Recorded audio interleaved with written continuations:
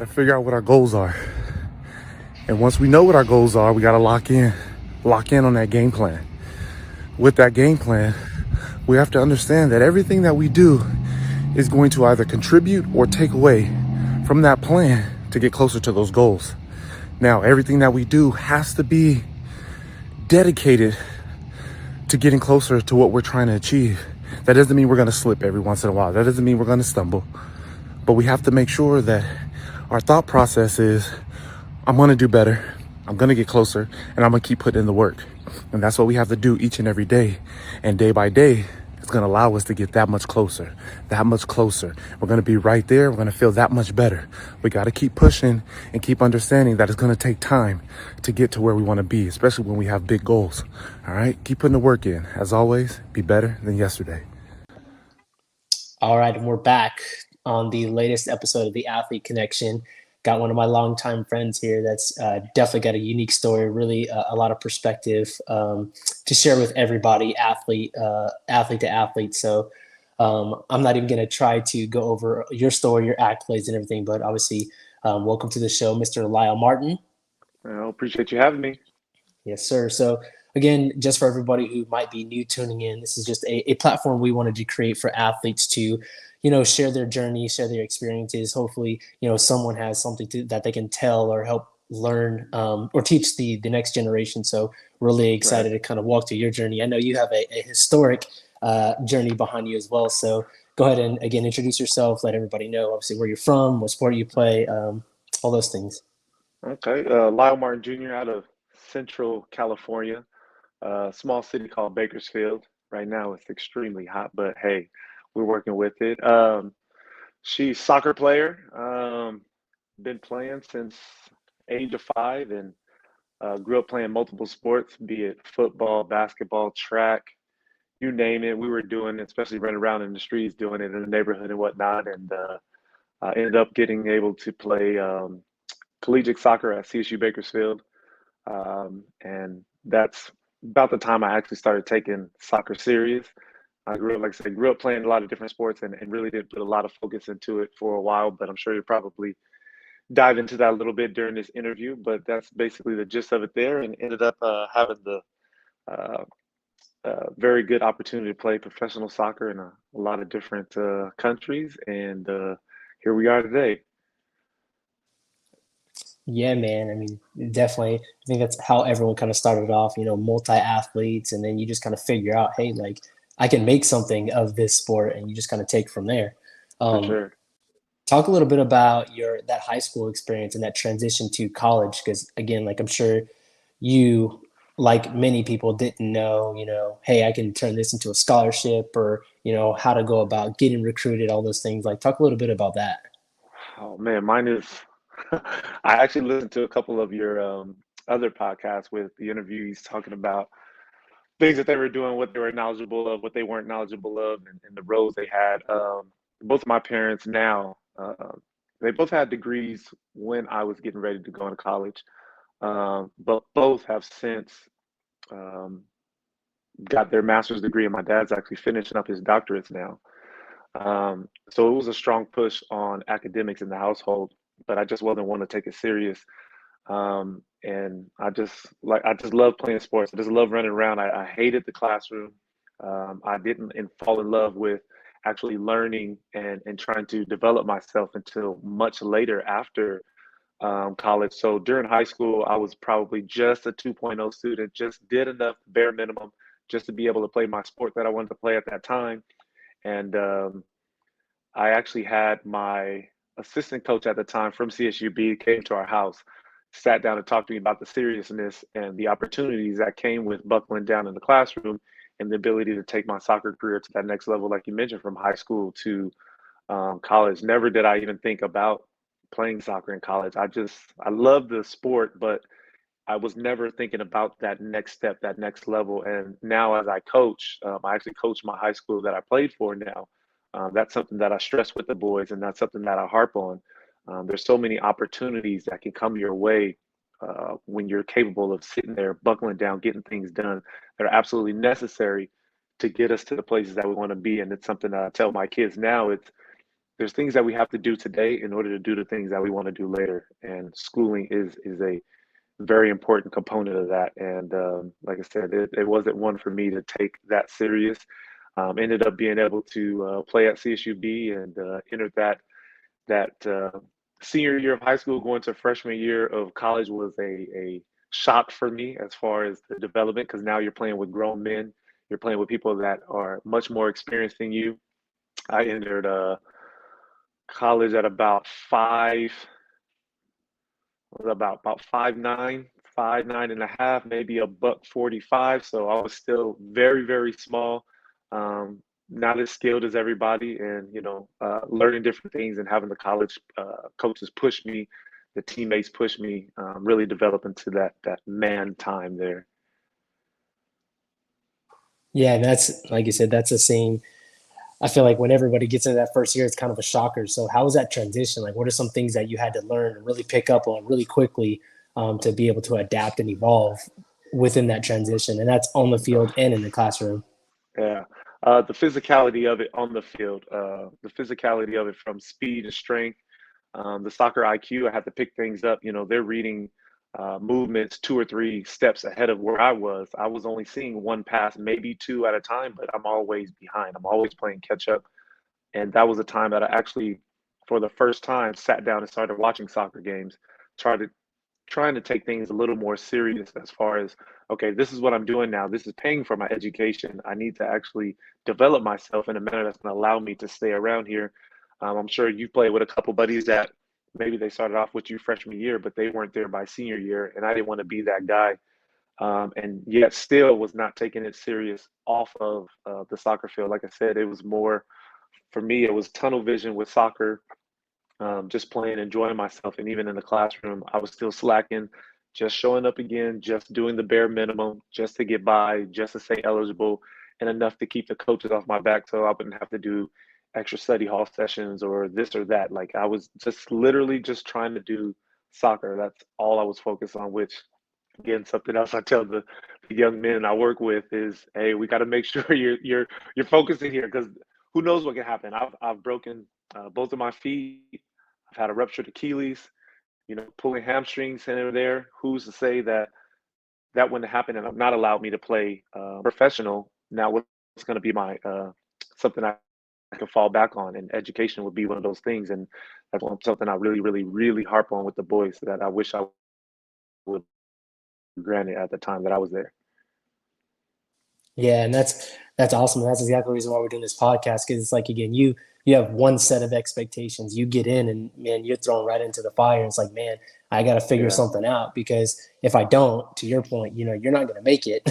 Or that time that you spend there, it's not going to yeah, be yeah. enjoyable. Like you're not going to get anything out of it. So that's great. Like what are some things that you quickly had to learn?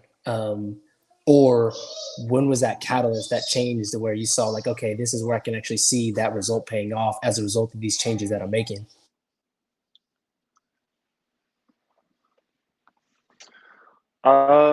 So sophomore year of college, I decided to go out for track because I didn't feel I was fast enough to keep up with the game. Now, don't get me wrong, say I had decent speed or whatnot, but for what I saw as far as those that were making it and making that next jump, they were significantly faster than me. Started going out for track, and then I actually started working out in the weight room with the shot putters and discus throwers, things of that nature there. So I started doing weight room exercises after my sophomore year, leading into my junior year.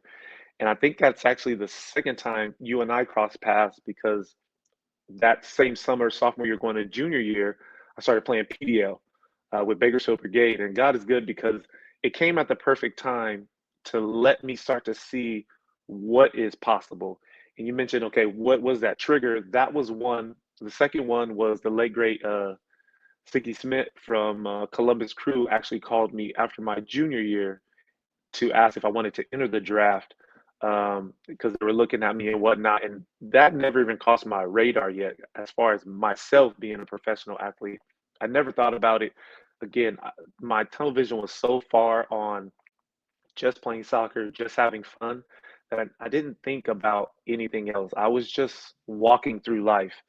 And that's something I don't want others to do. I want them to see um, the opportunity and situation that you're currently in, absorb it and uh, take full advantage of it at the time, but also open your eyes and have more of a peripheral to see what's going on around you and the other opportunities, because there's so many things that I could have been doing alongside of being a collegiate athlete. I only focus on the athlete side, not on the student athlete side. But like I said, when that switch happened, I thought, okay, if I'm going to be so buckled down here, if I'm going to continue to have this tunnel vision, I got to have a way out at the end. It's got to be some light at the end of the tunnel. And when I got that call from him, I was actually at my now wife at the girlfriend time. I was at her house and I got that call. And literally that same day is when I really buckled down and said, I'm going to hone this talent in. I'm going to take this gift I've been blessed with and I'm just going to catapult it. And going from playing 2 hours of session, started going to 3, 4 hours of session, going from 4 days a week to 5, 6, 7 days a week. And I really just put everything that I had into it. And I know I keep relating it back to the coaching now because I know the guys are going to watch this video and there's other students that you work with that are going to watch this video. And I was a terrible soccer player in high school in comparison to the kids now. I was average at best freshman and sophomore year of college playing, but I just kept with it. I kept putting in the work. I kept showing up. I kept giving full effort. Even though I wasn't the best on the field, I'm going to give you everything I got. And I'm going to make sure that you feel my presence every time that you step on the field. And eventually, the table started to turn there, and I was able to start now separating myself from the rest of the group. Hopefully that answered your question there. No, you did, and I mean, you speak to it. I think the one thing that I got out of it is like that level of dedication and commitment changes. I think there's layers to it, and depending on whatever phase you're trying to get to or whatever new phase you're in, like you always kind of dig deep and you find, you know. And I was talking about like where the rubber meets the road, where you're either gonna own up to it and Hmm. step up to that challenge, or like you said, you're gonna be in that group, that minority that falls out to where you just figure out that it's not for you. So, Right.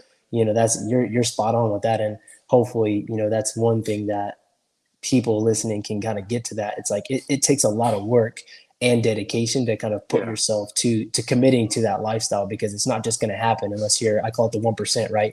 Unless you're in that 1%, like the LeBron James, where granted he works super hard, but I mean, you're just gifted. Not Right. everybody's that gifted. So Right. you got to have to Yeah. find that on your own, because no coach is going to coach you into it. No mom or dad, they're not going to make you do it. Like, you got to kind of find that will on your own if you want to do that. Yeah. And So even on that's top of that, even with them, even if you do have a parent or a coach that's trying to push you, if you don't have the willingness to say, I'm going to do this, it doesn't matter how much external motivation, inspiration, push that you get that's coming in. If you don't have that internal fire that's sparking and saying, I want to do this, I want to improve, I want to get better, you're going to remain the same. And like you mentioned, we're going to be the ones that are dropping off, falling off, and then we're shuffling, doing things in life that we don't want to do, that don't make us happy just to get by. And I'm not saying that you have to be a professional athlete or you have to be the biggest CEO, but if you're in a lane, in a vertical that you absolutely enjoy, and you're doing all that you can to develop yourself, you're still going to have an absolute blast doing it. And you might not be that 1%, you might not be the superstar, but you're going to be somebody that's part of that team. You're going to be somebody that's elevating somebody else, and you're going to be somebody that has outside eyes on you, that's seeing what you've done, and now you might spark something inside of them to allow them to continue to develop. Yep, exactly. And you never know who's watching, right? So Right, that might right, be, yeah, you might be working towards opening a door that you never even imagined would be possible. Hence, case in your point, you get in that phone call and you're like, okay, well, somebody was watching it. You had no idea. right, right, So right. that's cool. Talk about your overall experience in college. Like, if you had to go back, and aside from the academics, but you can speak on that as well. Like, what's one thing or a couple of things that you would do differently going back through, or what advice would you give someone going through that same experience? The biggest thing would absolutely be academics. I wish I would have buckled down twice as much as I did. I wish I would have had more focus. I wish I would have had more dedication to the books. And at the same time, this is only in conversation because you're just asking what maybe I would have changed. all in all, I never want to change anything that has happened in the past because it's given me the opportunity to be where I am today. And those mistakes or hurdles or whatever it is that happened there, the forks in the road, I took the left, I should have went right, I took right, I should have went left. It allowed me to be the person that I am today, and it forced me to have to do things afterwards that allowed us to be where we are today. Books. You see, I have books everywhere. I have books upon books. I have more books and read more books in the last 5 years than in my entire life, including those at college. And I think that's what helped me to become a better business person, become a better dad, name it, these books behind me and that push that I needed allowed me to be here. Now, let's say I did buckle down in college and I graduated at 3.0 and I got my degree and I did everything right. Who's to say I into something else that took me down a different avenue and a different path to not be where I am today? And hopefully that makes sense what I'm saying. I'm trying to think about real time here, but hope it makes sense what I'm saying because there's so many different things that's going to happen in your life and in our lifetime that one little change put you on a different trajectory at all at a moment's notice. So I'm happy for where I am today. That would be the one thing that I would say that I would like to have changed is being more involved in my academic development side over there. Yeah, that's great. And so how does somebody do that? Like, how does someone buckle down? What does that look like? Or how do you get more involved? Is it finding a mentor? Is it, seeking out extra study hall hours? Like, how does somebody go about doing that? It's utilizing all of the resources available to you. I didn't take advantage of that. There's always study hall. There's always a mentor on campus. And how's the saying go? When the student is ready, the mentor show up, or something along those lines there, which is a very true statement. The second I decided I wanted to learn, I wanted to grow, I started connecting with people online. I have virtual mentors all over the place. They can live in different countries. They might live down the street, but we've never maybe talked in person. It might be all been virtual. But the moment that you decide, okay, I want to do this, you can seek those out. And if you ask for help, and I just watched one of your other podcasts, I believe it's a guy down in Florida that was just mentioning that. I wish I would have asked for a little bit more help. I wish I would have asked for a little bit more guidance. I wish I would have asked, okay, what is possible beyond where I am today? Instead of just being there and just showing up, what is it? What can I do? Or I wish I would have just went to my teachers a little bit more and said, you know what? I hear the things that you're saying, but I'm just not comprehending it. I'm not picking up on it. The way that you're explaining it to me, I'm just not quite understanding it. And it's failing me because now I'm not doing well on my test and I'm just pushing it to the side now. And I'm gonna just forget it. I'm gonna do the bare minimum to get where I need to go, and then I'll get to the next class. I wish I would have sat down because I'm sure I would have had 3 or 4 instructors that would have said, "Okay, Lyle, let's do this, let's do that, let's solo this down. Come to my office hours and let's go from here." And I know that would have been able to help me. Again, never harping on the past, but for those that are watching now, I guarantee 1 out of the 5 instructors that you have right now want to help you more. And if you look at what Trey is doing, what myself is doing now, that's why we do what we do, because we want to help. We may not receive any real monetary value from it. That when people are looking at, oh, they're doing it to make XYZ. No, there's a lot of stuff that you and I do behind the scenes that allow somebody else to get to where they want to be, and it doesn't benefit us in any way. As a high school coach, you get a little stipend. It's enough to pay the gas to get to all of the games and the travel and whatnot, right? We don't do it for the money. And you're putting in 2, 3, 4 hours a day to help these boys 5 days a week. And that's what I love, because I wish I would have had that extra guidance. I wish I would have had somebody that sees me having an off day and just spark the conversation. Hey, what's going on? How you feeling? It was a little off today. What, everything's good? And then, now that conversation starts and you're saying, okay, I'm a little lost over here, trying to figure this out. Things didn't go too well in the classroom today. And that's what I try to be for the boys. And hopefully they do see that. I think they do see that. I'm there for them at all times, whatever they need, however I can help them develop academically or athletically. That's what I want to be there for. And that's kind of the path that I'm on now. Yeah, man, Got you off hit on the a little nail on. tangent there. No, that's perfect, and you hit the nail on the head, because that's exactly to your point. Like, this is exactly why I'm doing what I'm doing. You're doing what you're doing, because at the end of the day, like, you see that we can make a difference. And hopefully you have that athlete that kind of will get it earlier so they don't have to kind of Yeah. go through those Yes. struggles that you and I Yes. did Yes. trying to navigate and figure things out real time. So hopefully that's the benefit of it. You mentioned obviously networking and mentors that you have in different countries. First of all, just talk about the history that you made over obviously making overseas, and then talk about that importance of networking, as an athlete and even as a student athlete or a business person. Like, how important is that to establish those relationships? Yeah. So from CSUB, I was drafted by Chivas and Portland Timbers. So at the time, Portland Timbers was USL, Chivas MLS, which even when MLS was in the same facility as Galaxy, everybody's like, is Chivas MLS? Or what? So don't judge me on that one. But I went there, I played there, I just went through the preseason, got a supplemental contract offer, thought I deserved a little bit more and wanted to actually be pushed. I didn't want to just be with the second team and do different things there. So Vancouver offered me a contract. I flew out to Vancouver, played there 3 years, had an amazing time there, and continued wanted to be pushed. So that's kind of what I've learned about myself. Once I reach a certain level, I want more on top of that. And Vancouver did, um, in all full honesty, offered me something quite amazing at the time that I was there, as they were getting ready to transition into MLS. But I wanted a next level push, and outside field circumstances forced me to have to make a decision that maybe I wouldn't make today, or maybe 2 or 3 years prior to that situation happening. That could be a conversation for a different day. So my agent offered me the chance to go to China and play.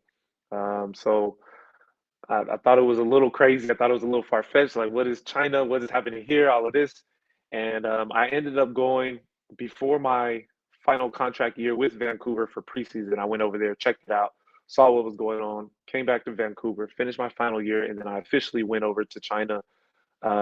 Great experience. Absolutely loved my time there.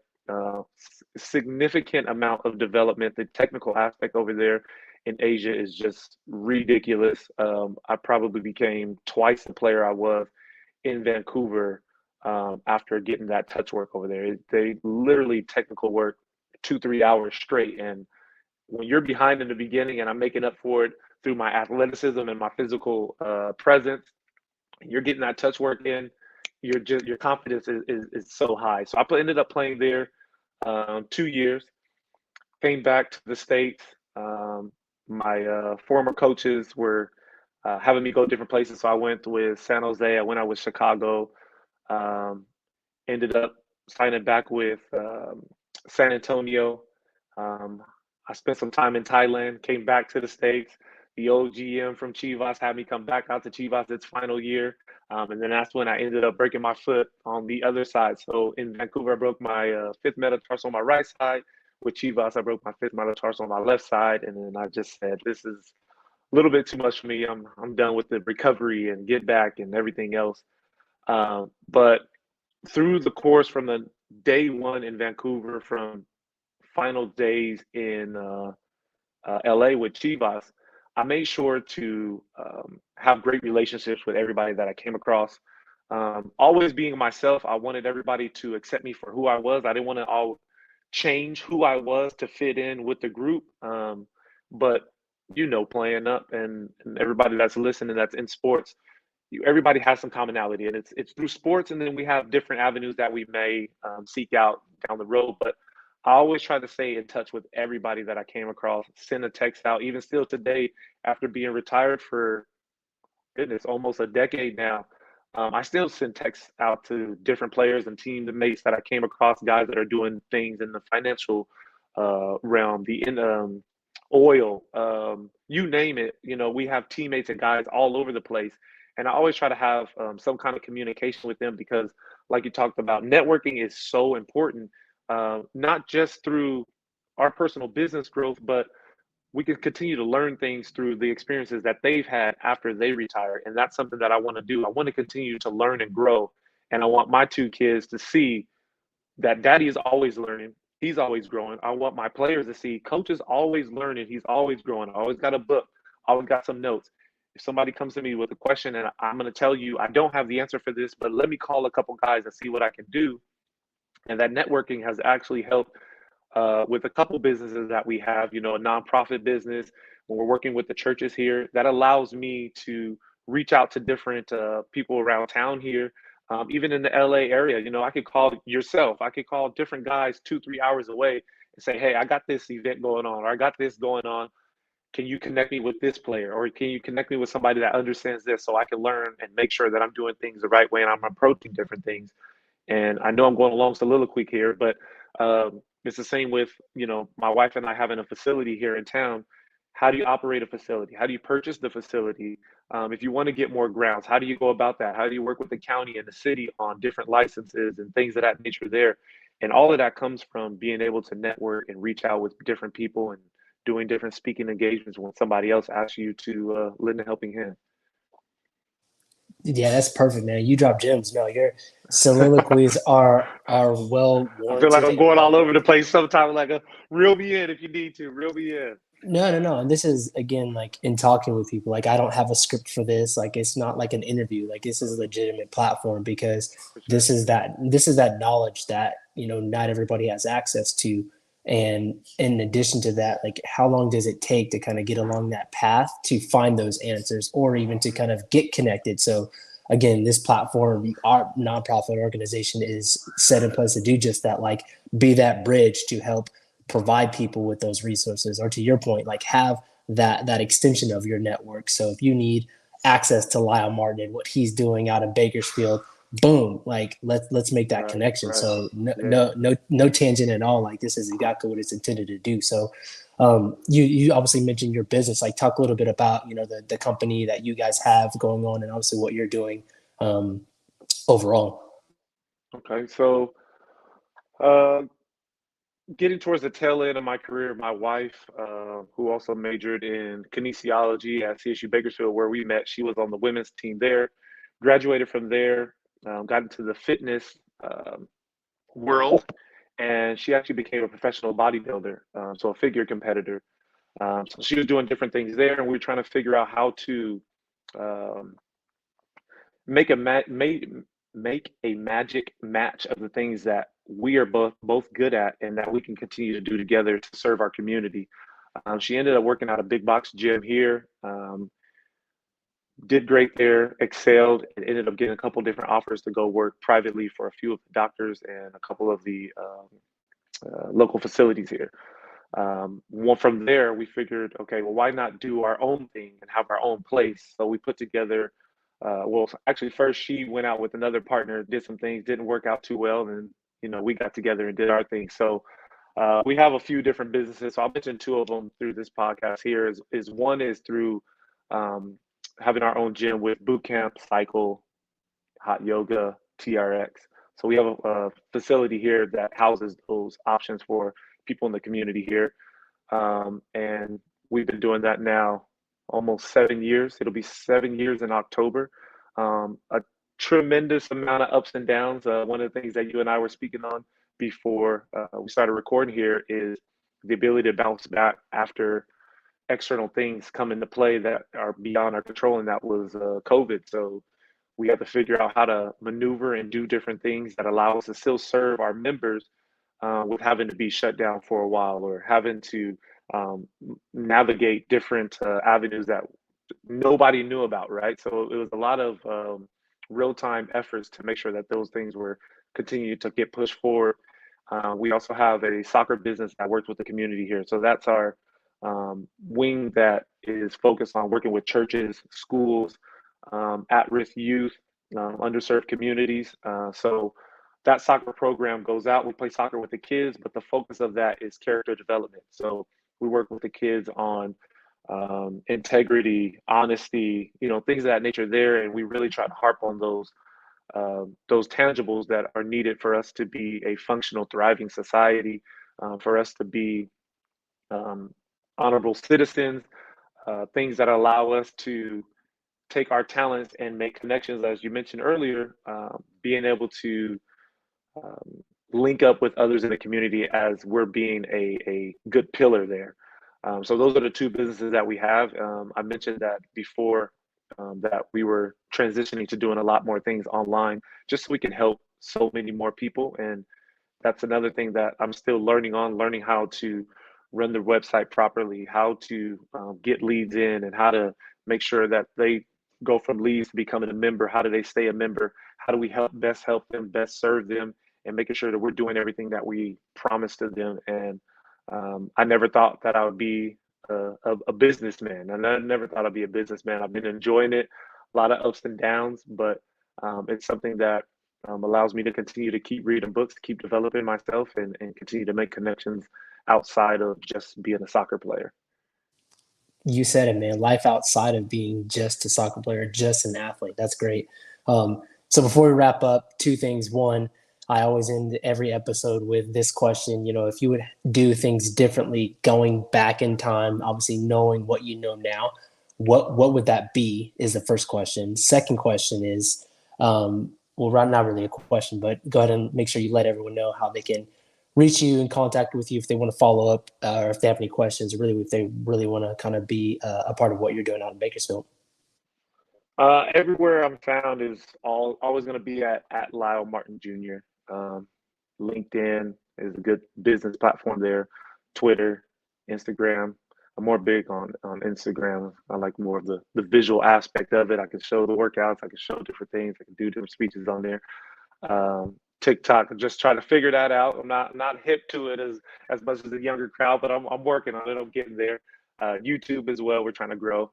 But as far as changing anything, again, unless I'm forced to have to change something, I really don't want to change anything. Like I said, it really got me to the place that I am today. I'm happy with where I am. I'm continuing to learn. I'm continuing to grow.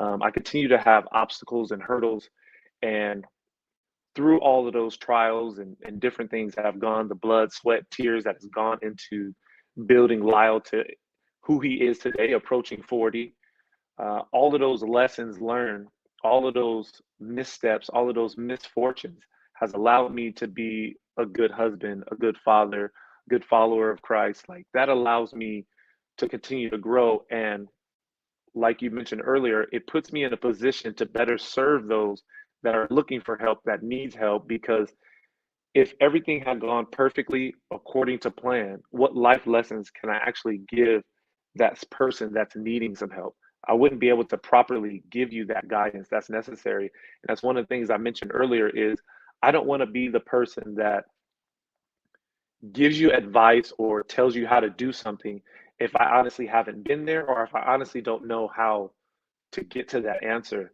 And that's something that I want to make sure is well known. I want to just be me, and I want to be able to help as many people as humanly possible. And anybody that's listening might have the slightest question, please reach out.